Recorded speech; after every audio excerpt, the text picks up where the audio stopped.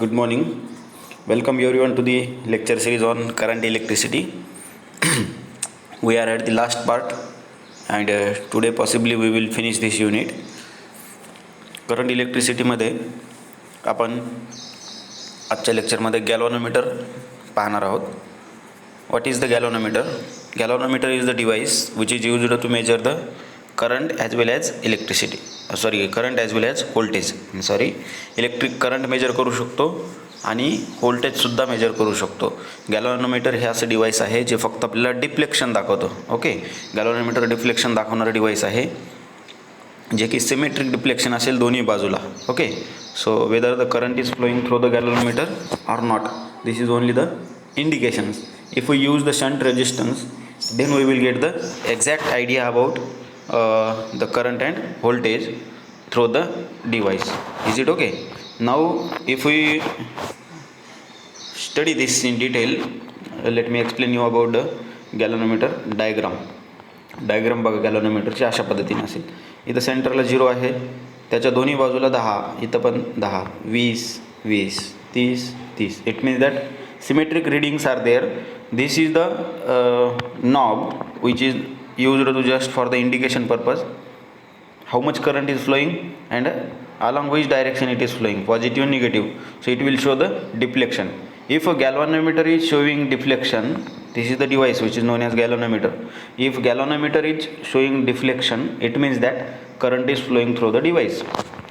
जिथं आपण हे गॅल्व्हनोमीटर वापरलेलं आहे इलेक्ट्रिक नेटवर्कमध्ये, समजा आता इथं गॅल्व्हनोमीटर वापरलेलं आहे, हे जी आणि हे सिम्बॉल आहे हे गॅल्व्हनोमीटरचं आहे. हे इलेक्ट्रिकल नेटवर्कमध्ये गॅल्व्हनोमीटर वापरलं आहे. ह्याचा असा अर्थ आहे की ह्या काय म्हणू शकतो आपण वायरमधून किंवा ह्या पाथमधून करंट फ्लो होत आहे.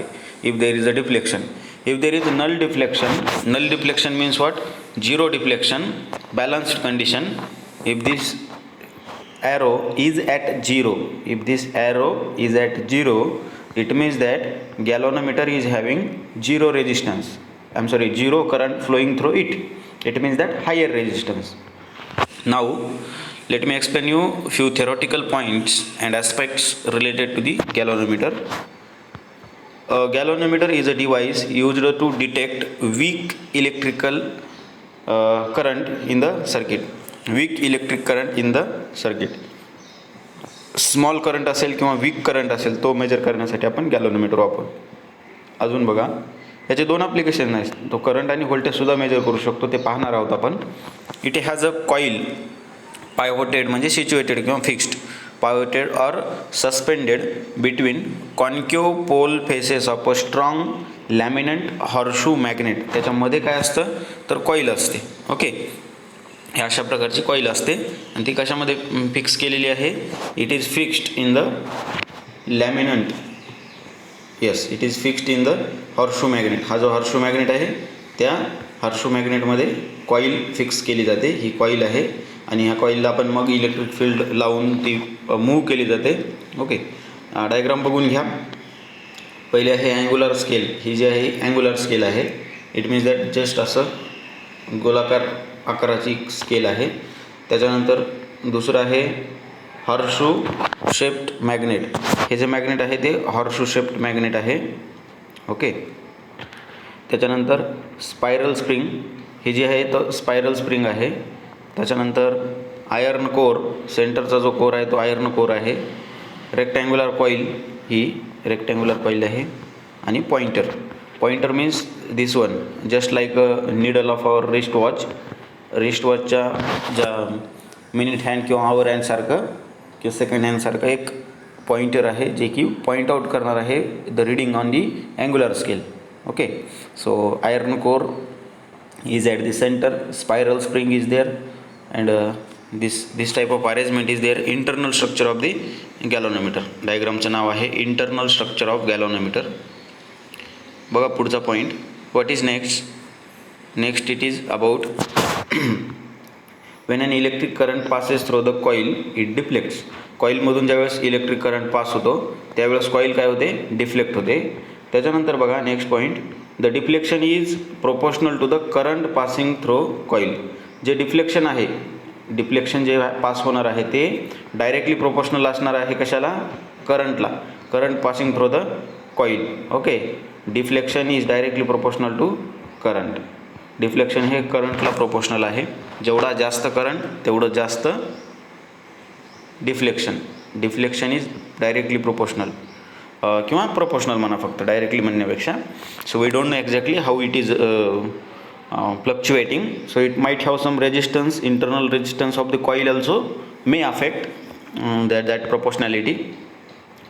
It means that deflection is proportional to the current passing through it.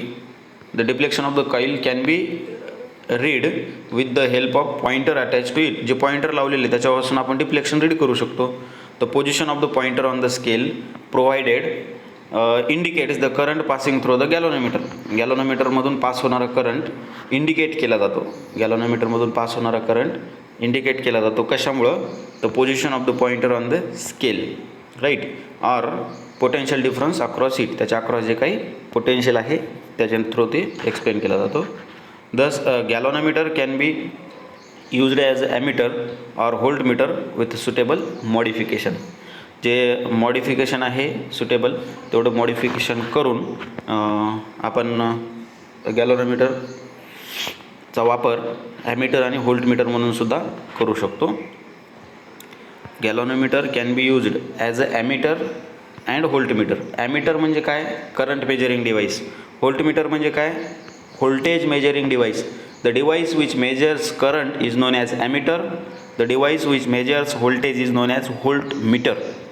Now volt is the unit of potential difference and ampere or 1 coulomb per 1 second is the unit of what? Current. Current चे unit काय आहे मग? Ampere. आणि potential डिफरन्सचं unit काय आहे? Volt. The galvanometer coil has a moderate. The galvanometer, next point, the galvanometer coil has a moderate resistance about 100 ohms. 100 ओहमपर्यंत त्याचा resistance आहे, इंटरनल रेजिस्टन्स त्या कॉईलचा. And the galvanometer itself has a small current carrying capacity about 1 MA, 1 milliampere. त्या गॅल्व्हनोमीटरची current carrying capacity किती आहे? 1 milliampere एवढी आहे. About 1 milliampere is the current carrying capacity of the galvanometer. Is it okay? तर अशा पद्धतीनं galvanometer आहे. तर गॅल्व्हनोमीटरचा वापर आपण ॲमीटर म्हणून सुद्धा करू शकतो. As a ammeter means what? As a current measuring device. जर एखादा कॉईलमधून करंट फ्लो होत असेल तर त्याचं मेजरमेंट करणं गरजेचं आहे. ते मेजरमेंट करण्यासाठी एक डिव्हाइस लागेल, ते म्हणजे ॲमीटर आहे. तर आता डिफ्लेक्शन होणारी जी कॉईल आहे किंवा गॅल्व्हनोमीटर आहे त्याच्यामध्ये आपल्याला स्मॉल मॉडिफिकेशन करायचं आहे आणि ते मॉडिफिकेशन करून आपण गॅल्व्हनोमीटरलाच ॲमीटर म्हणून वापरू शकतो.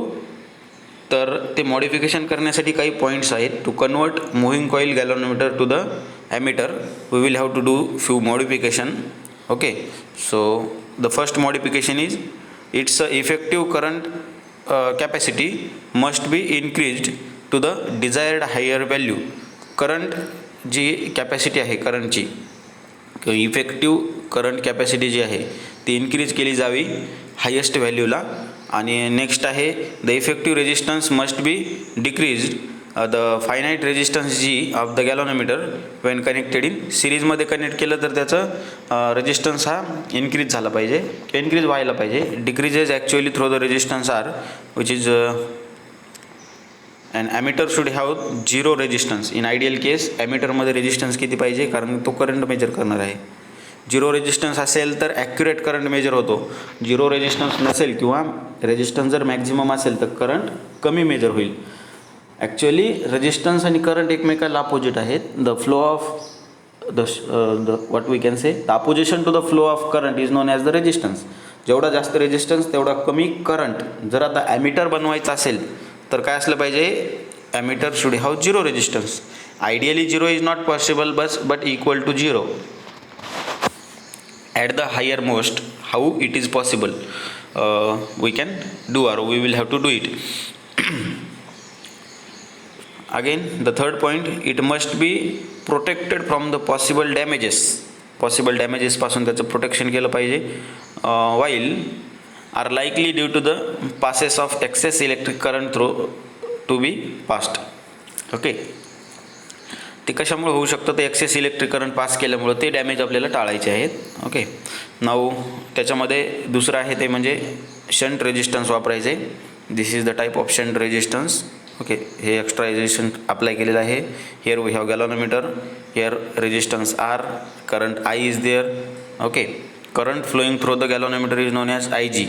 Okay, current flowing through the shunt resistance is known as IS. Is it okay? And total current I, which is flowing through resistance R. Now by using Kirchhoff's current law and voltage law we can do that. आता जर आपल्याला गॅलोनोमीटर कॉईलच काय म्हणून वापरायचे आहे as a voltmeter, तर काय करायला पाहिजे बघा. If we want to use galvanometer coil as a voltmeter, then its a voltage measuring capacity must be increased to the desired higher value. Voltage measuring capacity काय करायची आहे, वाढवायची आहे. Second one, its a effective resistance must be increased. त्याचं जे effective resistance आहे ते वाढवायचं आहे. Third one, it must be protected from the possible damages. Possible डॅमेजेसपासून त्याला प्रोटेक्ट केलं पाहिजे आपण. Which are likely due to the excess applied potential difference. Excess applied potential difference म्हणजे जेवढं जास्त पोटेन्शियल डिफरन्स अप्लाय केलेला आहे त्याच्यापासून त्याला टाळायचं, आपल्याला अवॉइड करायचं आहे त्याचा damage. Just as like we have seen in the ammeter. Now let us compare ammeter and voltmeter. पहिले एक समजून घ्या, ॲमीटर कशासाठी वापरलं जातं. ॲमीटर हे करंट मेजर करण्यासाठी वापरलं जाणारं डिव्हाइस आहे. It is used to measure current and it is used to measure voltage V or potential difference, right? First point बघा, it measures current. Very first point, it is about it measures current. Ammeter current measure करतो, it measures potential difference. विभवांतर potential difference measure करतं, हे current measure करतं. Current म्हणजे काय असतो actually, I is equal to Q/T, charges per unit time. Second काय आहे, it is connected in series. ॲमीटरसाठी सिरीज कनेक्शन आहे. It is connected in parallel. व्होल्टेजसाठी पॅरल कनेक्शन आहे. ओके, ॲमीटर हे सिरीजमध्ये जोडलं जातं कधीही पण लक्षात ठेवा. ॲमीटर सिरीजमध्ये जोडतात, तर व्होल्टमीटर हे पॅरलमध्ये जोडलं जातं. ओके, इथं जर डिव्हाइसेस असतील तर त्याच्या पॅरलमध्ये आपण व्होल्टमीटर जोडतो. The next point, it is about the third one. It is a MCG with low resistance, ideally zero resistance. Zero resistance म्हटलं होतं मी तुम्हाला, ॲमीटरमध्ये झिरो रेजिस्टन्स असला पाहिजे. MCG म्हणजे काय, मुव्हिंग कॉईल गॅलोनोमीटर. जे गॅलोनोमीटर आपण पाहिलं आहे ते गॅलोनोमीटरच आहे, पण त्याचा रेजिस्टन्स कसा आहे, झिरो. इथं MCGच आहे. MCG म्हणजे मुव्हिंग कॉईल गॅलोनोमीटर, पण रेजिस्टन्स किती आहे त्याचा, इन्फायनाईट. आयडियली इन्फायनाईट रेजिस्टन्स, आणि इकडं झिरो रेजिस्टन्स. इकडे झिरो रेजिस्टन्स आहे ॲमीटरमध्ये. व्होल्टमीटरमध्ये infinite resistance means higher resistance. जेवढा जास्त रेजिस्टन्स असेल तेवढं जास्त व्होल्टेज मेजर करू शकतो आपण. मुव्हिंग कॉईल गॅलोनोमीटरनं फक्त रेजिस्टन्स इन्फायनाईट असायला पाहिजे, आणि करंटसाठी करंट झिरो असलं पाहिजे आयडियली. द आयडियल केसेस आपण स्टडी करत आहोत. नेक्स्ट पॉईंट बघा, smaller the shunt greater will be the current measured. Okay, and larger is the resistance greater will be the potential difference measured. जेवढा small shunt resistance असेल तेवढं जास्त current measure करू शकतो, आणि जेवढं जास्त रेजिस्टन्स असेल तेवढं जास्त पोटेन्शियल डिफरन्स मेजर करू शकतो आपण. Shunt is also one of the type of resistance. Resistance of the ammeter is, okay, ॲमीटरचं रेजिस्टन्स आणि resistance of the voltmeter. RA is equal to SG. G means resistance of the galvanometer, S means shunt resistance, divided by S plus G, which is equal to G by N. And resistance of the voltmeter, RV, which is equal to G plus X, which is equal to G into NV. Okay, voltage. After this, we have few points which are thermoelectricity. You can read. Okay, it's not for your syllabus. तो वाचून घ्या तुम्ही, काय अडचणी असतील तर विचारू शकता. Here we have completed this unit, current electricity, and the remaining parts from the syllabus we will start in the one of the next lecture. With this, I think better to stop here, and we will continue with the next and new thing in one of the next lecture. Bye for now and have a nice day. Thank you everyone.